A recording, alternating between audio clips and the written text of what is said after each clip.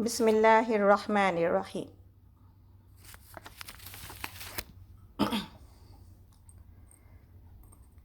آج ہمارا دورہ قرآن کی 25ویں کلاس 23 اپریل 2020۔ میرا نام نکھت حیدر ہے۔ آج انشاء اللہ تعالی ہم لوگ سورہ یوسف شروع کرنے لگے ہیں۔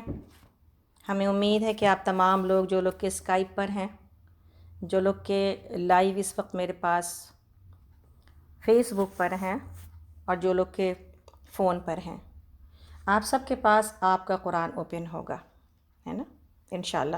اور جو بعد میں لوگ جو ریکارڈنگ سنتے بھی ہیں، ان کے لیے بھی میری یہی ریکویسٹ ہے کہ پلیز اپنے قرآن کو کھول کر ترجمہ کو پڑھتے ہوئے، تفسیر کو سمجھتے ہوئے ان تمام چیزوں سے فائدہ اٹھائیں۔ بہت محنت کے ساتھ تیاری کی جاتی ہے، بتانے کی ضرورت نہیں ہے، لیکن جب ہم فائدہ نہیں اٹھاتے نا، تو کسی سامنے والے کی محنت برباد ہو جاتی ہے۔ اس طرح برباد نہیں ہوتی اس کے لیے، اس طرح برباد ہو جاتی ہے سامنے والے کے لیے۔ تو ہمیں امید ہے کہ ہم ان محنتوں کا فائدہ اٹھائیں گے، اور ہمیں امید ہے کہ اس دور قرآن سے صرف اتنا ہی نہیں کہ ہم نے دور قرآن پڑھ لیا اور سیکھ لیا، ہم اپنی زندگیوں کو تبدیل بھی کرنے کے لیے کی کوشش کر رہے ہیں، اپنے سیرت و کردار میں قرآن کو جذب کرنے کی کوشش کر رہے ہیں انشاءاللہ تعالی، اور ایسا بننے کی کوشش کر رہے ہیں جیسا کہ قرآن کے پڑھنے والوں کو ہونا چاہیے۔ تو ہمیں امید ہے کہ یہ معاملہ یہیں پر ختم نہیں ہونا، انشاءاللہ تعالی ہم لوگ اس کے بعد جون 1 سے، یہ 19 رمضان کو ہم لوگ اس کو مکمل کریں گے اللہ کی توفیق سے انشاءاللہ، اور دعا ہوگی 19 رمضان کو۔ اب دیکھیں کہ وہ دن کون سا پڑتا ہے، اگر چاند نکلے تو پھر انشاءاللہ وہ دن بھی طے ہو جائے گا۔ آپ سب سے ریکویسٹ ہے کہ رمضان اب آ گیا تو کوشش کریں کہ زیادہ سے زیادہ لوگوں تک اس بات کو پہنچائیں کہ قرآن کے ساتھ اپنا وقت لگائیں۔ دیکھیں نا، اس بار ایک آسانی اور بھی ہو گئی قرآن کے ساتھ وقت لگانے کی، کہ وہ ساری پارٹیز، وہ سارے فیسٹ، وہ ساری دعوتیں جو اس سے پہلے چلتی تھیں رمضانوں میں، وہ اس سال نہیں ہوں گی۔ تو بس اللہ رب العالمین نے ہمیں ایسی چیزوں سے روک دیا جس میں فائدے کم اور نقصان زیادہ تھے۔ ہاں، تراویح سے ہم رکے ہیں، ابھی نہیں پتہ کہ تراویح کا کیا فیصلہ ہوتا ہے، لیکن امید یہی ہے زیادہ تر جگہوں پر کہ تراویح نہیں ہو سکے گی۔ اس میں ہم لوگوں نے یہ بات سوچی تھی کہ ہم سب اپنے اپنے گھروں میں تراویح کا جو ہے نا وہ انعقاد کریں گے، صحیح ہے؟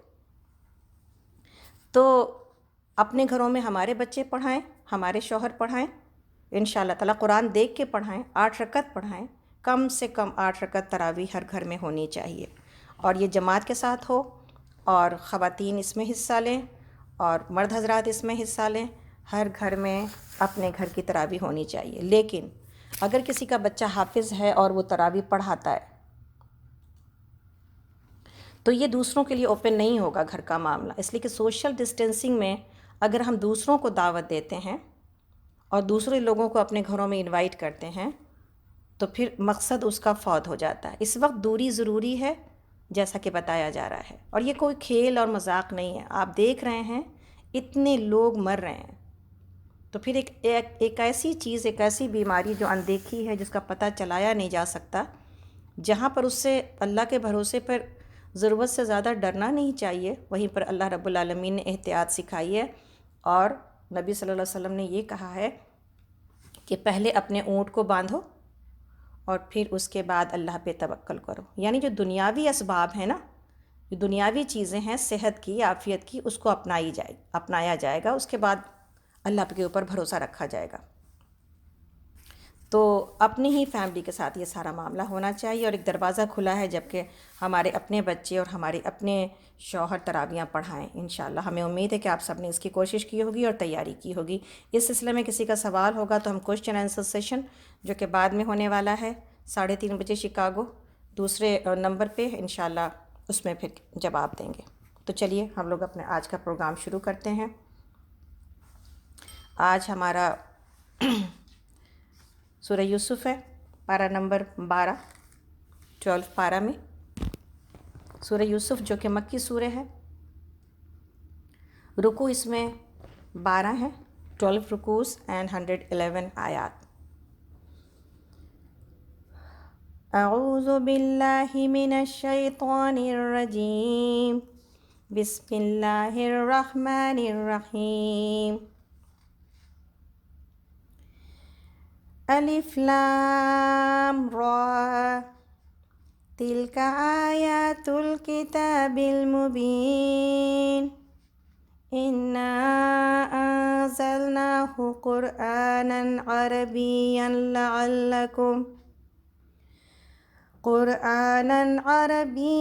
لعلکم تعقلون۔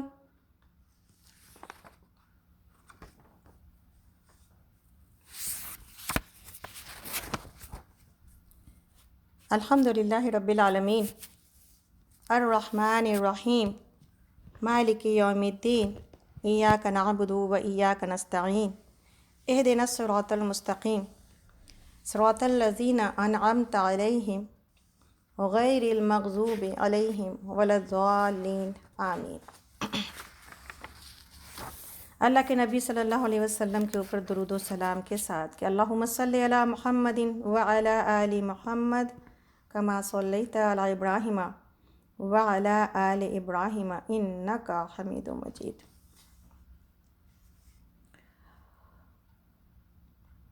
اور اس دعا کے ساتھ کہ رب اشرح لی صدری ویسر لی امری واحلل عقدۃ من لسانی یفقہوا قولی واجعل لی وزیرا من اہلی، ربنا زدنا علما، ربنا زدنا علما، ربنا زدنا علما، اللہم فقہنا فی الدین، اللہم فقہنا فی الدین، اللہم فقہنا فی الدین، آمین یا رب العالمین۔ اس دعا کے ساتھ کہ یا مقلب القلوب ثبت قلوبنا علی دینک، یا مقلب القلوب ثبت قلوبنا علی دینک، آمین یا رب العالمین۔ تو ہم لوگ سورہ یوسف کی طرف چلتے ہیں۔ بسم اللہ الرحمن الرحیم، مکی سورہ ہے جیسا کہ آپ سب جانتے ہیں۔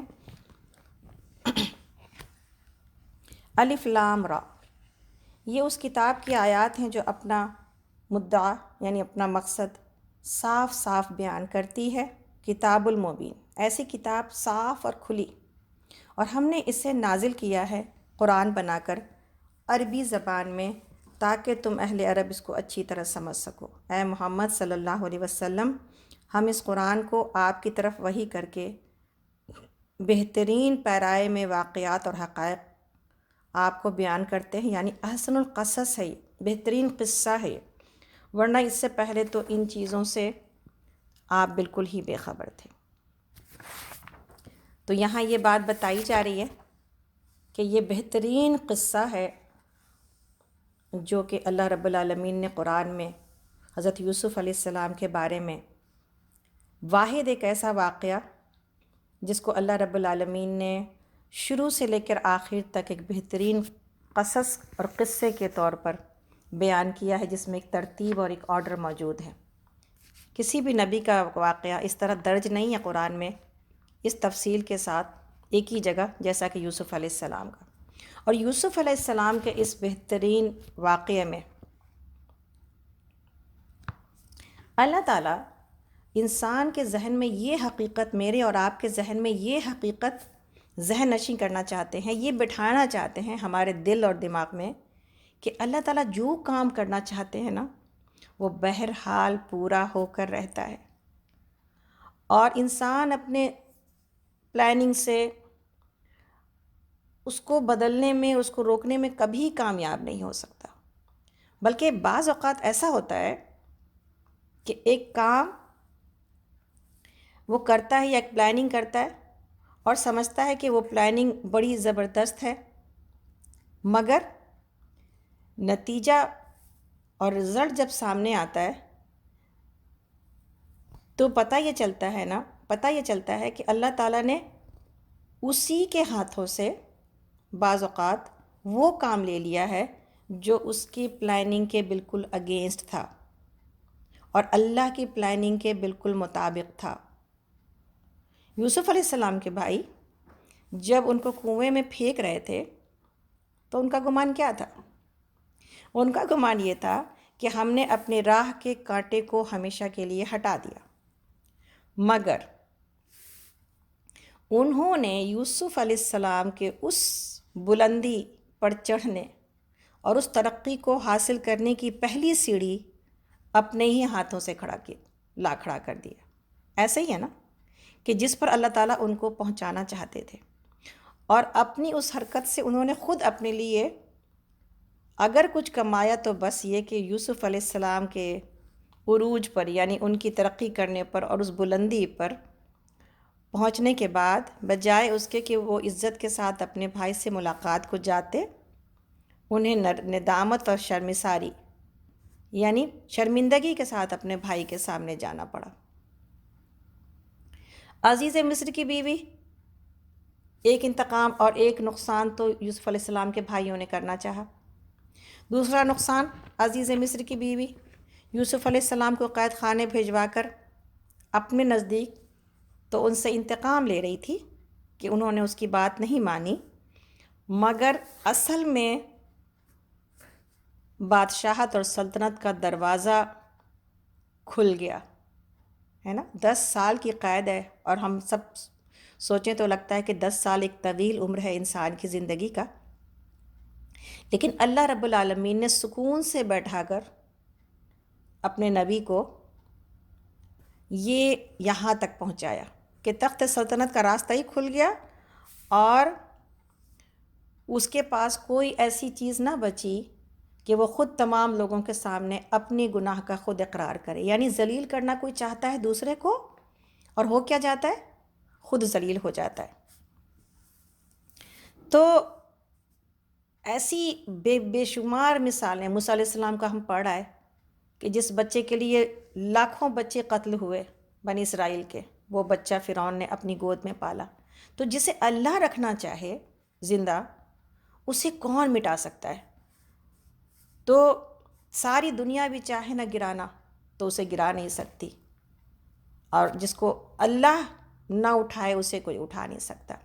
تو کوئی بھی چیز اللہ کی مرضی کے بغیر نہیں ہے، اور اللہ رب العالمین نے بعض اوقات بعض چیزوں سے اور انہی واقعات سے قرآن یہ ثابت کرتا ہے، اور آپ کی اور میری زندگی میں ایسے واقعات آتے ہوں گے۔ میرا تو بڑا تجربہ ہوتا ہے، کوئی شر آتا ہے اور ہم اللہ سے یہ دعا کرتے ہیں، یا اللہ اس شر میں سے کوئی خیر نکال۔ ابھی بھی جب یہ آ رہا تھا تو کووڈ-19 کے، تو لگتا تھا کہ یا اللہ یہ کیا ہے، مگر دعا یہی کرنی چاہیے مومن کو، اپنے لیے بھی اور انسانیت کے لیے بھی، اور کتنی خیر بھی نکل رہی ہے، آپ سب دیکھ رہے ہیں۔ اپنی ذات کے لیے بھی اس میں سے خیر سوچیں۔ میرے لیے اس میں سے، اس لاک ڈاؤن کے ٹائم میں، اس جس کو ہم نے اعتکاف کا ٹائم بھی بولا ہے، اس اعتکاف سے میں نے کیا سیکھا؟ تو الحمدللہ رب العالمین، یہ جو یوسف علیہ السلام کا واقعہ ہے، یہ پوری انسانیت کے لیے اور قیامت تک کے لیے، تمام لوگوں کے لیے یہ ایک ایسی بات ہے کہ انسان اپنے ذہن میں یہ بات اچھی طرح نقش کر لے کہ جو کچھ اللہ کی طرف سے آتا ہے، بظاہر اگر دیکھا جائے تو یہ برا دکھائی دیتا ہے، تکلیف دکھائی دیتی ہے، لیکن اس کے اندر اتنی بڑے بڑے اللہ کے انعام موجود ہوتے ہیں جو انسان سمجھ ہی نہیں پاتا۔ دیر میں جا کے جب یہ دروازہ کھلتا ہے تو پھر یہ بات سمجھ میں آتی ہے کہ جو چیز میرے لیے تکلیف تھی، مصیبت تھی، اور ایسا لگتا تھا کہ اب دنیا میرے اوپر بند ہو رہی ہے، وہی چیز آپ کے لیے بہترین نعمت بن گئی۔ تو انشاءاللہ اللہ کے اوپر اچھا گمان رکھنا کسی بھی تکلیف اور مصیبت میں، آج کے وقت میں بھی، اس تکلیف اور مصیبت میں بھی اللہ سے بہترین گمان رکھنا، یہ بندہ مومن کو یہاں پر اس واقعے سے بھی سکھایا جا رہا ہے، اور پورے دین کا بھی جو ہے وہ خلاصہ یہی ہے کہ بندہ مومن کبھی اللہ سے مایوس نہیں ہوتا۔ مایوسی تو کفر ہے، اور وہ ہر وقت اللہ کی پلاننگ جو اس دنیا میں چلانے کی چل رہی ہے، اس دنیا کو جس طرح چلانے کی، اس میں خیر ہی دیکھتا ہے، اس لیے کہ میری اور آپ کی نظر بہت اس معاملے میں دور رس نہیں ہے کہ دور تک ہم دیکھ سکیں۔ تو آگے چلتے ہیں ہم لوگ۔ اللہ تعالیٰ فرماتے ہیں آیت نمبر 4 میں، یہ اس وقت کا ذکر ہے جب یوسف نے اپنے والد سے کہا تھا، ابا جان میں نے خواب دیکھا ہے کہ 11 ستارے ہیں اور سورج اور چاند ہیں اور وہ مجھے سجدہ کر رہے ہیں۔ جواب میں ان کے والد نے کہا، بیٹا اپنا یہ خواب اپنے بھائیوں کو نہ سنانا ورنہ وہ تیرے دشمن ہو جائیں گے۔ حقیقت یہ ہے کہ شیطان آدمی کا کھلا دشمن ہے، اور ایسا ہی ہوگا جیسا تو نے خواب میں دیکھا ہے کہ تیرا رب تجھے اپنے کام کے لیے منتخب کرے گا اور تجھے باتوں کی تہ تک پہنچنا سکھائے گا، اور تیرے اوپر اور آل یعقوب پر اپنی نعمت اسی طرح پوری کرے گا جس طرح اس سے پہلے وہ تیرے بزرگوں ابراہیم اور اسحاق پر کر چکا ہے۔ یقیناً تیرا رب علیم اور حکیم ہے۔ تو گویا کہ یہاں پہ یہ بات بتائی جا رہی ہے کہ نبی صلی اللہ علیہ وسلم سے، بخاری کی ایک حدیث ہے، صحابہ نے سوال کیا کہ سب لوگوں میں زیادہ بزرگ کون ہے؟ تو آپ نے فرمایا، جس کے دل میں اللہ کا ڈر سب سے زیادہ ہے۔ ایسا ہی ہے نا، جو سب سے زیادہ اللہ کا ڈر اور اللہ کی پکڑ سے ڈرتا ہے وہی سب سے بزرگ ہے۔ انہوں نے کہا، ہمارا مقصد ایسا جواب نہیں ہے۔ تو آپ نے فرمایا، پھر سب لوگوں میں زیادہ بزرگ حضرت یوسف علیہ السلام ہیں۔ یوسف علیہ السلام کے مقام کو دیکھتے ہیں۔ حضرت یوسف علیہ السلام ہیں جو خود نبی تھے، جن کے والد نبی تھے اور جن کے دادا نبی تھے اور جن کے پردادا نبی اللہ اور خلیل اللہ تھے۔ انہوں نے کہا، ہم یہ بھی نہیں پوچھتے۔ تو آپ نے فرمایا، پھر کیا تم عرب کے قبیلوں کے نسبت یہ سوال کرتے ہو؟ انہوں نے کہا، جی ہاں۔ آپ نے فرمایا، سنو، جاہلیت کے زمانے میں جو ممتاز اور شریف تھے وہ اسلام لانے کے بعد بھی ویسے ہی شریف ہیں جب کہ انہوں نے دینی سمجھ حاصل کر لی ہو۔ بخاری کی حدیث ہے۔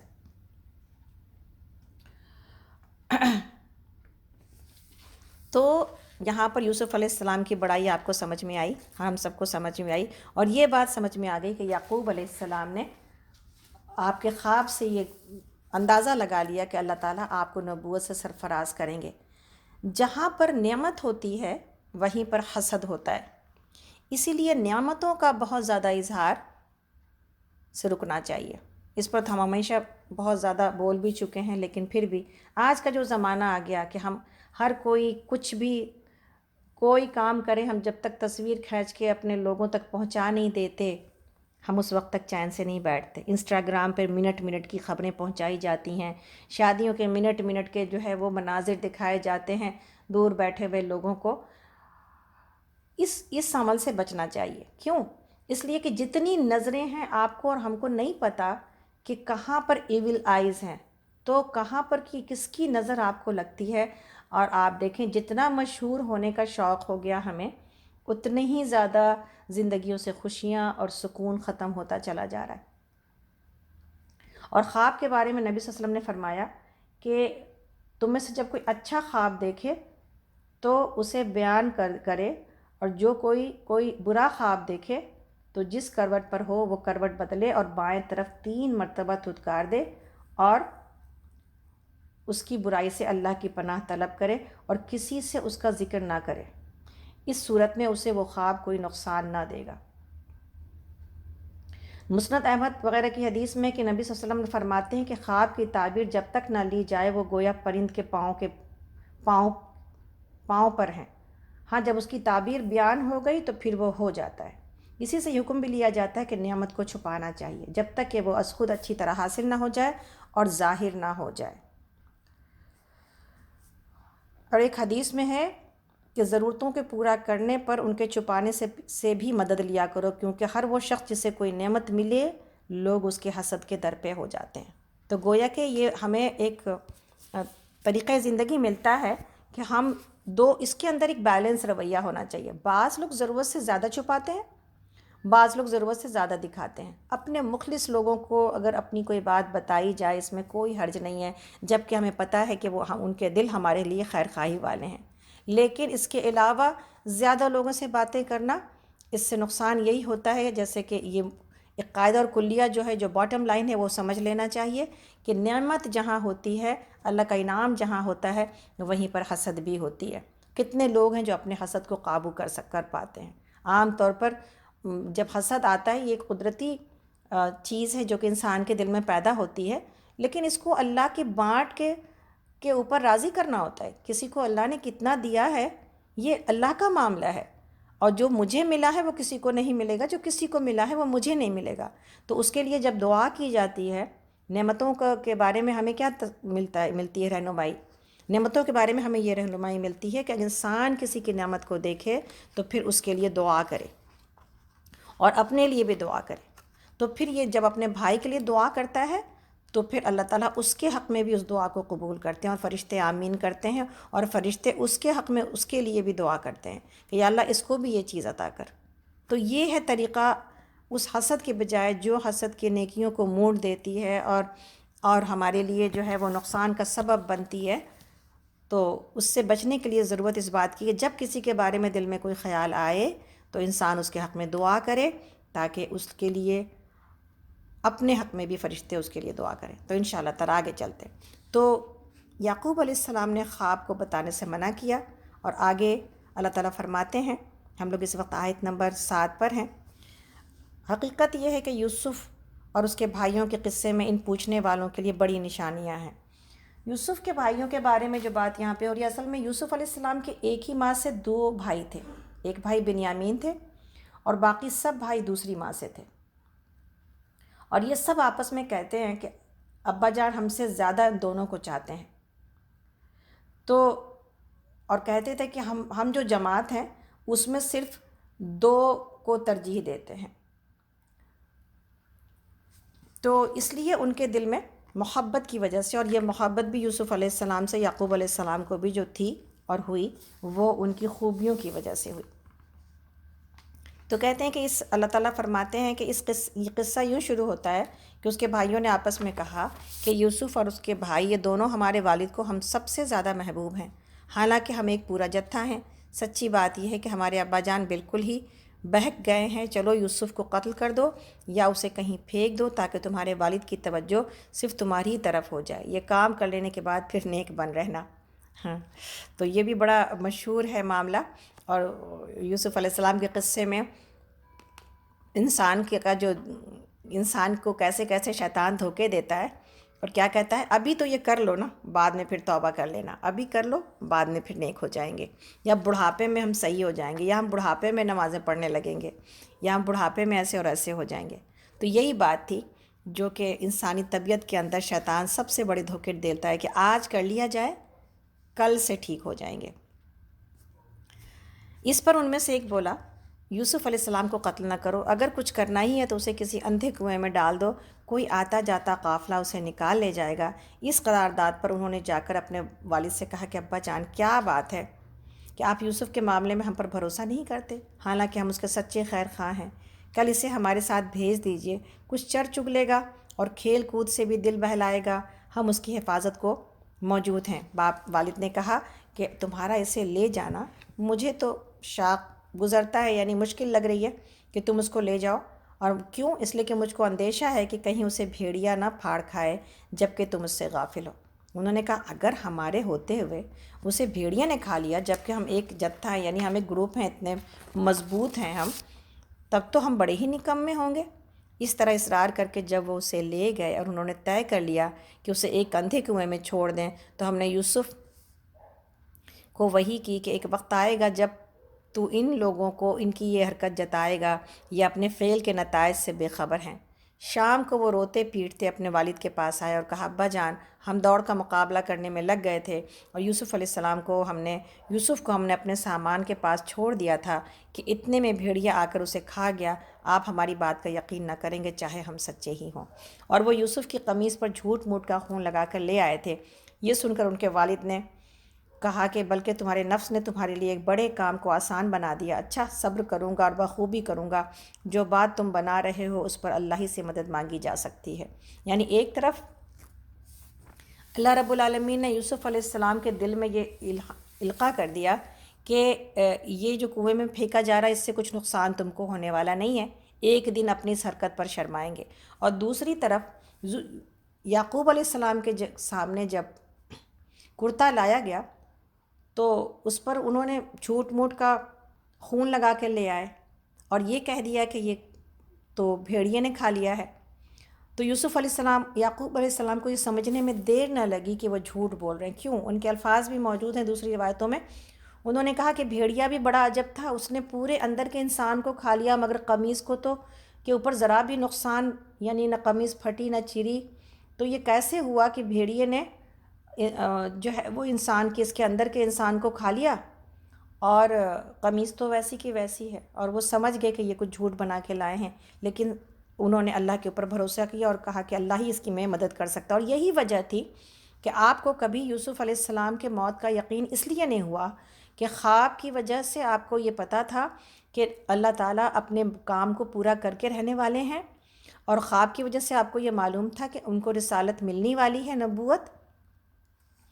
تو 40 سال تک وہ ان کے غم میں اور جدائی میں روتے رہے، اور آپ نے کبھی یہ نہیں سوچا کہ وہ اس کی موت ہو گئی ہے جب کہ آپ نے کرتا دیکھا۔ وجہ یہی تھی کہ وہ یہ سمجھ گئے تھے کہ وہ کہیں پر انہوں نے اس کو پھینک آئے ہیں یا کچھ اور جگہ پر کہیں پر جو ہے وہ چھوڑ آئے ہیں، اور میرے پاس لا کے یہ جھوٹ بولا جا رہا ہے۔ اور یقین جانے کہ انسان اولاد کی موت کی تسلی ہو جاتی ہے لیکن کھوئے کی تسلی نہیں ہوتی، اس لیے کہ دل میں انسان کے یہی غم ہوتا ہے کہ پتہ نہیں کہاں پر ہوگا میرا بچہ اور کون سے حالات اس کے اوپر گزر رہے ہوں گے۔ اللہ رب العالمین سے دعا ہے کہ اللہ کبھی کسی کے بچے کو ایسا نہ ہو کہ اس کے والدین اس سے بچھڑ جائیں۔ لیکن آپ دیکھیں دنیا میں اس وقت جو حالات ہیں اس میں کتنے بچے روتے ہیں اپنے ماں باپ کے لیے، کوئی کسی کے والدین مارے گئے، کسی کے بچے مارے گئے، بیچارے دامن پکڑ پکڑ کے لوگوں سے پوچھتے ہیں جو ریفیوجی کیمپس میں ہوتے ہیں کہ میرے ماں باپ کہاں ہیں، تو اور ماں باپ یہ ڈھونڈتے ہیں کہ میری اولادیں کہاں ہیں۔ تو یہ جو تکلیف ہے یہ بہت بڑی تکلیف ہے اور بہت بڑی آزمائش ہے۔ اللہ تعالیٰ ہم سب کو بچائے اتنی بڑی آزمائشوں سے یا اللہ، اور جن کے آ چکی ہے اللہ ان کے دلوں کو صبر اور قرار عطا کرے یا اللہ، اور بہترین نعم البدل عطا کرے یا اللہ، آمین۔ تو ہم لوگ آگے چلتے ہیں۔ آگے ہے سورہ یوسف کی آیت نمبر، ہم لوگ اس وقت 19 پر ہیں اور پارہ نمبر 12 ہے۔ ادھر ایک قافلہ آیا اور اس نے اپنے سکے کو پانی لانے کے لیے بھیجا۔ سکے نے جو کنویں میں ڈول ڈالا تو یوسف کو دیکھ کر پکار اٹھا کہ مبارک ہو، یہاں تو ایک لڑکا ہے۔ ان لوگوں نے اس کو مال تجارت سمجھ کر چھپا لیا، حالانکہ جو کچھ وہ کر رہے تھے اللہ اس سے باخبر تھا۔ آخر کار انہوں نے اس کو تھوڑی سی قیمت پر چند درہموں کے عوض بیچ ڈالا، اور وہ اس کی قیمت کے معاملے میں کچھ زیادہ کے امیدوار نہ تھے۔ مصر کے جس شخص نے اسے خریدا اس نے اپنی بیوی سے کہا کہ اس کو اچھی طرح رکھنا، بعید نہیں کہ یہ ہمارے لیے مفید ثابت ہو یا ہم اسے بیٹا بنا لیں۔ اس طرح ہم نے یوسف کے لیے اس سرزمین میں قدم جمانے کی صورت نکالی اور اسے معاملہ فہمی کی تعلیم دینے کا انتظام کیا۔ اللہ اپنا کام کر کے رہتا ہے مگر اکثر لوگ جانتے نہیں ہیں۔ اور جب وہ اپنی پوری جوانی کو پہنچا تو ہم نے اسے قوت فیصلہ اور علم عطا کیا، اس طرح ہم نیک لوگوں کو جزا دیتے ہیں۔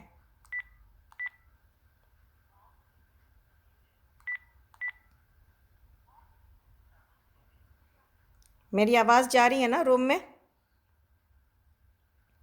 جی الحمدللہ، اوکے ٹھیک ہے۔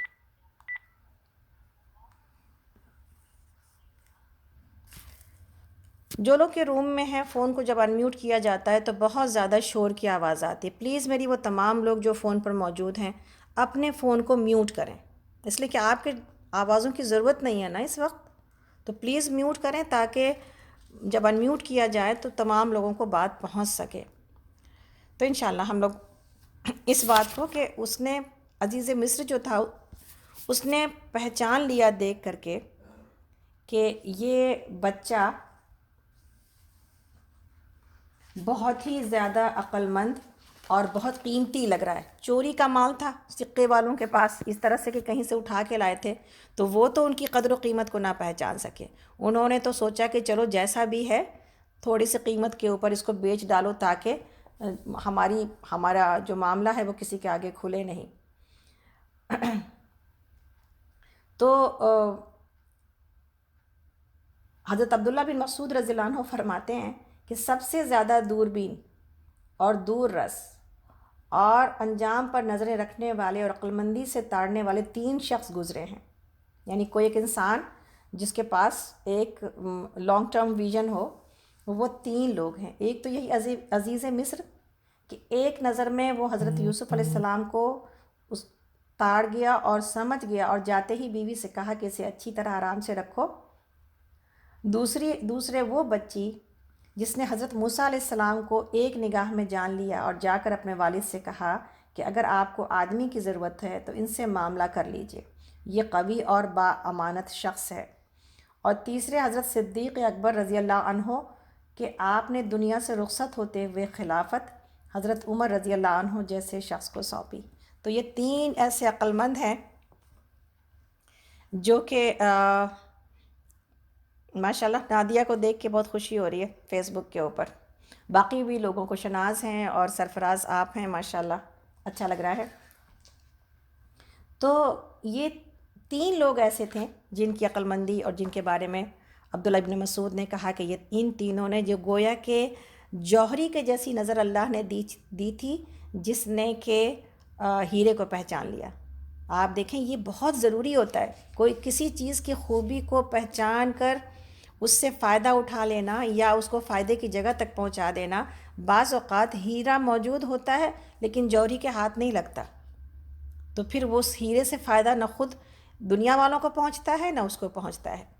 تو یہاں پر اللہ رب العالمین نے یہ بات بتائی کہ وہ جو عزیز مصر تھا، اور یہ سارے اللہ کی پلاننگ تھی جو کہ آہستہ آہستہ پوری ہو رہی تھی.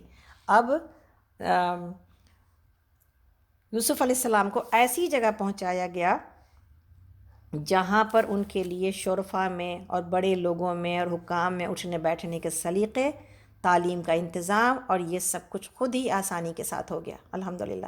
اللہ تعالیٰ کہتے ہیں کہ آگے ہم لوگ اس وقت آیت نمبر 23 پر ہیں. جس عورت کے گھر میں وہ تھے وہ اس پر ڈورے ڈالنے لگی اور ایک روز دروازے بند کر کے بولی آ جا. یوسف علیہ السلام نے کہا خدا کی پناہ، میرے رب نے تو مجھے اچھی منزلت بخشی اور میں یہ کام کروں؟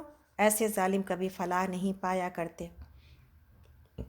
وہ اس کی طرف بڑھی اور یوسف بھی اس کی طرف بڑھتا اگر اپنے رب کی برہان نہ دیکھ لیتا. ایسا ہوا تاکہ ہم اس سے برائی اور بے حیائی کو دور کر دیں. در حقیقت وہ ہمارے چنے ہوئے بندوں میں سے تھا.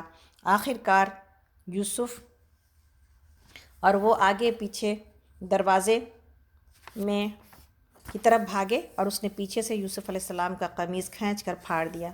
دروازے پر دونوں نے اس کے شوہر کو موجود پایا. اسے دیکھتے ہی عورت کہنے لگی کیا سزا ہے اس شخص کی جو تیری گھر والی پر نیت خراب کرے؟ اس کے سوا اور کیا سزا ہو سکتی ہے کہ وہ قید کیا جائے یا اسے سخت عذاب دیا جائے؟ یوسف علیہ السلام نے کہا یہی مجھے پھانسنے کی کوشش کر رہی تھی. اس عورت کے اپنے کنبے والوں میں سے ایک شخص نے شہادت پیش کی اور کیا کہا؟ اگر یوسف علیہ السلام کا قمیص آگے سے پھٹا ہو تو عورت سچی ہے اور یہ جھوٹا، اور اگر اس کا قمیص پیچھے سے پھٹا ہو تو یہ عورت جھوٹی ہے اور یہ سچا. جب شوہر نے دیکھا کہ یوسف علیہ السلام کا قمیص پیچھے سے پھٹا ہے تو اس نے کہا یہ تم عورتوں کی چالاکیاں ہیں، واقعی بڑے غضب کی ہوتی ہیں تمہاری چالیں. یوسف اس معاملے سے درگزر کر اور اے عورت تو اپنے قصور کی معافی مانگ، تو ہی اصل میں خطا کار تھی. یعنی عزیز مصر کو تو یہ بات پتہ چل گئی تھی اس بات کی وجہ سے بھی کہ قمیص کے اعتبار سے جس کسی عقلمند نے یہ بات پیش کی تھی، اور اس نے یہ بات سمجھ بھی لی اور یوسف علیہ السلام کو اسی وقت بری بھی کر دیا. بخاری اور مسلم کی ایک حدیث ہے، 7 لوگ جو اللہ رب العالمین کے عرش کے سائے کے نیچے ہوں گے. نبی صلی اللہ علیہ وسلم فرماتے ہیں کہ جس دن کوئی سایہ اس کے عرش کے سائے کے سوا نہ ہوگا، 7 لوگ ہیں، 7 قسم کے لوگ ہیں جو اللہ کے عرش کے سائے کے نیچے ہوں گے. پہلا مسلمان عادل بادشاہ، دوسرا وہ جوان مرد عورت جس نے اپنی جوانی اللہ کی عبادت میں گزاری. لکھنا چاہیں تو ضرور لکھیں. وہ جوان کوئی کہیں نہ کہیں سے تو کسی ایک جگہ تو ہم اس کو پکڑ لینا کسی صفت کو، تاکہ اللہ کے عرش کے سائے کے نیچے جگہ پائیں. پہلا ہے مسلمان عادل بادشاہ، دوسرا ہے وہ جوان مرد اور عورت جس نے اپنی جوانی اللہ کی عبادت میں گزاری، تیسرا وہ شخص جس کا دل مسجد میں اٹکا ہوا ہو اور جب مسجد سے نکلے مسجد کی دھن میں رہے یہاں تک کہ پھر وہاں جائے۔ ہم جب کبھی اس حدیث کو سناتے ہیں تو اس صفت کو ایکسپلین ضرور کرتے ہیں عورتوں کے لیے، اور میرے لیے اور آپ کے لیے کیا ہے؟ میرے لیے آپ کے لیے یہ ہے، مسجد میں دل کا لگا ہونا مردوں کے لیے ہے، ظاہر ہے ہماری نماز مسجد میں نہیں ہے، تو اصل بات کیا ہے کہ نماز میں دل کا لگا ہونا۔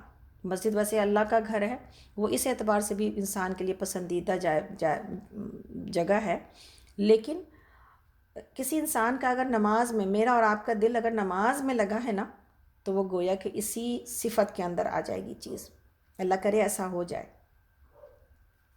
چوتھی صفت یہ ہے کہ وہ دو شخص جو آپس میں صرف اللہ کے لیے محبت رکھتے ہوں، اسی پر جمع ہوتے ہیں اور اسی پر جدا ہوتے ہوں۔ یہ ہے نا صفت جس پر کہ ہم انشاءاللہ تعالیٰ آ سکتے ہیں۔ جتنا زیادہ اس محبت کو بڑھائیں گے جو آج ہے، جس کے لیے ہم جمع ہوئے ہیں اور جس کی وجہ سے ہم آپس میں باتیں کرتے رہتے ہیں اور ایک دوسرے سے جڑے رہتے ہیں، یہ وہ محبت ہے۔ الحمدللہ رب العالمین، اللہ اس محبت کو مزید بڑھنے کی توفیق عطا کرے اور بڑھانے کی بھی توفیق عطا کرے۔ کچھ لوگ جو محبت کے دعوے کرتے ہیں مگر ان کا طریقہ اور عمل صحیح نہیں ہوتا ہے، وہ جڑتے نہیں ہیں، تو جو جڑتا نہیں ہے نا، وہ محبت کے معاملے میں پتہ نہیں کیسے یہ سمجھتا ہے۔ نبی صلی اللہ علیہ وسلم نے کہا اگر کوئی کسی سے محبت کرتا ہے تو پھر اسے جا کے بتا دے کہ اس کو اس سے محبت ہے۔ گویا کہ تعلقات رکھے جائیں گے ایک دوسرے کے ساتھ تاکہ محبت کا یقین اور ایک دوسرے کے ساتھ وہ معاملات بالکل خوبصورتی کے ساتھ چلیں۔ ایسا نہ ہو کہ کوئی کرتا تو ہو محبت لیکن اس کا رویہ ایسا ہو کہ انسان کے دل میں اس کے لیے بدگمانی آ جائے۔ تو کوشش یہ کرنی چاہیے کہ محبت ہے تو محبت کے طور طریقے بھی سیکھنے چاہیے انسان کو۔ پانچویں چیز، وہ شخص جو صدقہ دیتا ہے لیکن اس پوشیدگی سے، یعنی اس طرح چھپا کے دیتا ہے کہ دائیں ہاتھ کے خرچ کی خبر بائیں ہاتھ کو نہیں ہوتی۔ وہ شخص جو صدقہ دیتا ہے لیکن اس طرح پوشیدگی کے ساتھ خفیہ دیتا ہے کہ دائیں ہاتھ کے خرچ کی بائیں ہاتھ کو خبر نہیں ہوتی، اس کے اوپر بھی آیا جا سکتا ہے انشاءاللہ تعالیٰ اگر انسان اپنے صدقے کو اس درجہ چھپائے۔ اور چھٹی صفت یہ کہ وہ شخص جسے کوئی جاہ و منصب والی جمال خوبصورت عورت اپنی طرف بلائے اور وہ کہہ دے کہ میں اللہ سے ڈرتا ہوں۔ یہی ہے یوسف علیہ السلام کے واقعے میں اور ان کی سیرت میں کہ آپ کی سیرت اتنی پاکیزہ تھی کہ آپ نے اس سے پرہیز کیا۔ اور ساتویں صفت وہ ہے کہ وہ شخص جس نے تنہائی میں اللہ تعالیٰ کو یاد کیا پھر اس کی دونوں آنکھیں بہہ نکلی۔ یہ بھی اللہ کی محبت میں یہ صفت بھی حاصل کی جا سکتی ہے کہ تنہائی میں اللہ کو یاد کریں۔ لوگوں کے سامنے تو رو لیتے ہیں ہم نا، دعاؤں میں رو لیتے ہیں، جب ہم اجتماعی دعائیں کرتے ہیں لوگ سن رہے ہیں ہمارے آنسو بہتے ہیں۔ اصل محبت کیا ہے؟ اصل محبت یہ ہے کہ ہم تنہائی میں اللہ کو یاد کر کے روئیں، اپنے گناہوں پر ہمیں شرم آئے، اللہ کے احسان پر ہمارا دل بھر آئے اور ہم یہ کہیں کہ یا اللہ ہم اس لائق نہ تھے، تو نے مجھے نوازا، الحمدللہ رب العالمین۔ تو یہ ہے وہ 7 لوگ جو کہ عرش کے سائے کے نیچے ہوں گے۔ ہم ایک دفعہ پھر سے ریپیٹ کر دیتے ہیں تاکہ اگر کوئی لکھ رہا ہے پلیز اس کو اپنے لیے لکھیں اور اپنے لیے ڈھونڈیں کچھ صفات، اس لیے کہ کوئی بھی ایک صفت میں بھی کوئی کامل ہو جائے کہ عرش کا سایہ مل ہی جائے یہ ضروری نہیں ہے، لیکن اگر چند صفات جمع ہو جائیں گی انشاءاللہ تو اللہ سے امید ہے کہ اللہ رب العالمین ہمیں اپنے عرش کے سائے کے نیچے جگہ دیں گے جس دن کی سب سے زیادہ ضرورت ہوگی سائے کی۔ پہلا مسلمان عادل بادشاہ، دوسرا وہ جوان مرد اور عورت جس کا دل مسجد میں لگا ہے، دوسرا وہ جس نے اپنی جوانی اللہ کی عبادت میں گزاری، تیسرا وہ جس کا دل مسجد میں اٹکا ہے، اور چوتھا وہ 2 شخص جو آپس میں صرف اللہ کے لیے محبت رکھتے ہوں، اسی پر جمع ہوتے ہیں اور اسی پر الگ ہوتے ہوں، پانچواں وہ انسان جو صدقہ دیتا ہے لیکن اس طرح چھپا کے دیتا ہے کہ دائیں ہاتھ سے جب دیتا ہے تو بائیں کو خبر نہیں ہوتی، اور چھٹا وہ شخص جو منصب والی، یعنی منصب کا لفظ بھی خاص طور پر اس لیے کہا جا رہا ہے کہ دیکھیں منصب والی خاتون کا ایک رعب بھی ہوتا ہے انسان کے اوپر.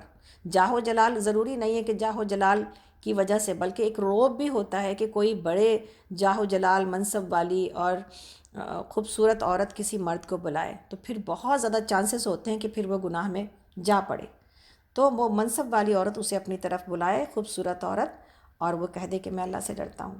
اور ساتویں صفت وہ ہے کہ جس شخص نے تنہائی میں اللہ تعالیٰ کو یاد کیا پھر اس کی دونوں آنکھیں بہہ نکلیں. یہ جو صفت ہے نا کہ انسان جب داہنے ہاتھ سے دے تو بائیں کو خبر نہ ہو، اس کے بارے میں ایک اور بھی حدیث ہے جس کا مفہوم یہ ہے کہ جب اللہ رب العالمین نے دنیا بنائی اور زمین بنائی تو زمین بہت زیادہ کانپ رہی تھی، تو اللہ نے اس کے اوپر پہاڑ جما دیے. پہاڑ آپ کو پتہ نا نیلز کی طرح لگے ہوئے ہیں زمین میں، اوپر جتنے دکھائی دیتے ہیں اس سے زیادہ زمین کے اندر ہیں. تو زمین کی تھرتھراہٹ اور اس کی جنبش اور اس کی حرکت جو شیک کر رہی تھی رک گئی. تو فرشتے بڑے حیران ہوئے. فرشتوں نے کہا یا اللہ یہ تو بڑی طاقتور چیز ہے پہاڑ، تیرے تخلیق میں اور تیرے مخلوق میں کوئی چیز اس سے بھی زیادہ طاقتور ہے؟ اللہ رب العالمین نے کہا ہاں، لوہا ہے جو پہاڑ کو بھی کاٹ دیتا ہے. فرشتوں نے حیران ہو کے کہا یا اللہ کوئی اس سے بھی زیادہ طاقتور چیز تیری خلقت میں ہے؟ اللہ رب العالمین نے کہا ہاں، آگ ہے جو لوہے کو بھی پگھلا دیتی ہے. فرشتوں نے کہا اچھا، اس سے بھی کوئی طاقتور چیز؟ اللہ رب العالمین نے کہا ہاں، پانی ہے جو آگ کو بجھا دیتا ہے. فرشتے حیران ہو گئے. فرشتوں نے کہا یا اللہ اب اس سے بھی کوئی اور طاقتور چیز؟ آپ نے کہا، اللہ رب العالمین نے کہا ہاں، میرے بندے کا وہ ہاتھ کہ جب وہ داہنے ہاتھ سے دیتا ہے تو بائیں ہاتھ کو خبر نہیں ہوتی ہے. سبحان اللہ. اللہ تعالیٰ اپنے اس خفیہ صدقے کو اتنا قیمتی بناتا ہے اور اتنا وزنی بناتا ہے اپنے آگے کہ ایک بندہ جس کے اندر خلوص اتنا ہے اپنے لیے کہ یہ محض اللہ کے لیے یہ کام ہو رہا ہے، اور سامنے والے کی عزت نفس کی اس کو فکر اتنی ہے کہ کسی کے سامنے اس کو ذلیل نہیں کرتا.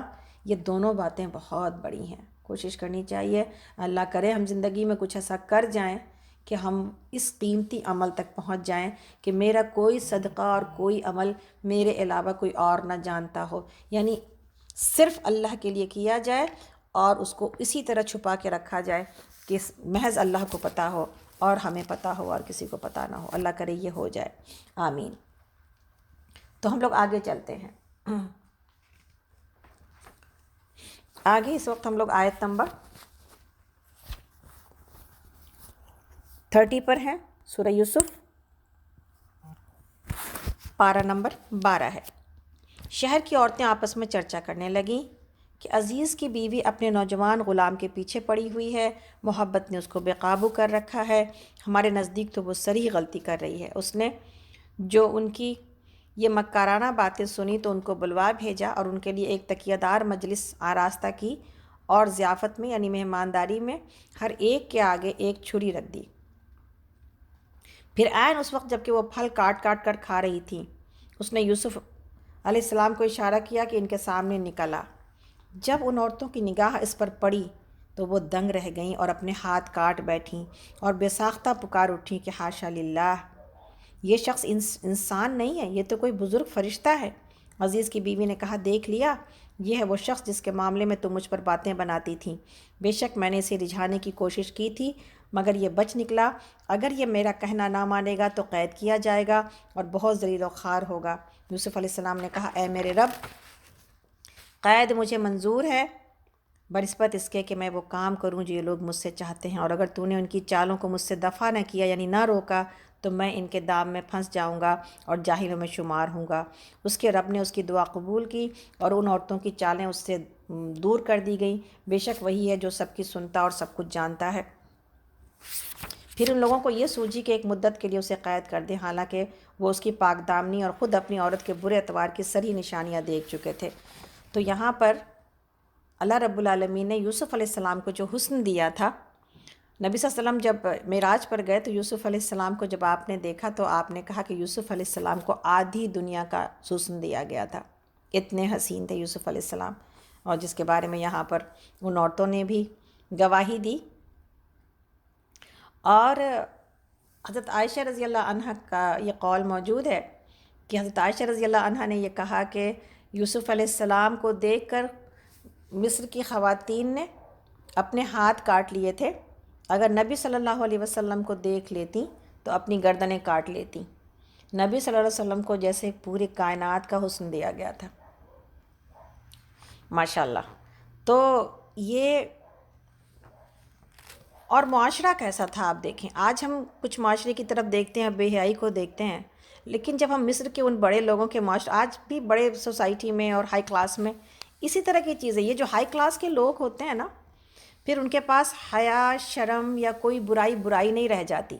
پیسے کی وجہ سے وہ یہ سمجھتے ہیں کہ یہ سب کچھ ٹھیک ہے، اور اس کا یہ مطلب نہیں ہے کہ ہر آدمی اسی طرح کا ہے، لیکن اکثریت مال کی زیادتی آپ کو اور ہم کو برائی کی طرف لے کے جاتی ہے۔ تو آپ یہ دیکھیں کہ جتنی بھی برائیاں دنیا میں پھیلی ہوئی ہیں، یہ پھیلانے والے کون لوگ ہیں؟ یہی پیسے والے لوگ ہیں نا، جنہوں نے ایک سے ایک عیاشیوں کے اڈے کھول رکھے ہیں۔ تو اس ماحول میں بھی کیا صورتحال ہے کہ باضابطے جو عزیز مصر ہے، مصر کی بیوی، وہ اپنی دوستوں کے آگے یہ اعلان کہہ رہی کہ اگر اس نے میری بات نہ مانی تو پھر وہ جیل میں جائے گا۔